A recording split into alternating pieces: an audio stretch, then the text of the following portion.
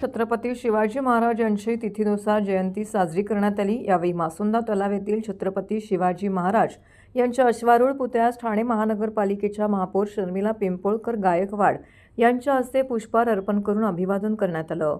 छत्रपती शिवाजी महाराजांची प्रतिमा पालखीत ठेवून त्यांचे पूजन झाल्यानंतर पालखीसह मिरवणूक काढण्यात आली। या मिरवणुकीमध्ये ढोल ताशा, ब्रॅस बँड, लेझिम, साहसी खेळ, वारकरी संप्रदाय, अश्वारूढ छत्रपती शिवाजी महाराज ह्याही या मिरवणुकीमध्ये सहभागी झाले होते। ही मिरवणूक मासुंदा तलाव, रंगबापूजी चौक, टेंभी नाका येथून जांभळी नाका बाजारपेठेतून पुण्यश्लोक अहिल्यादेवी होळकर यांच्या प्रतिमेस पुष्पहार अर्पण करून मिरवणुकीची सांगता करण्यात आली।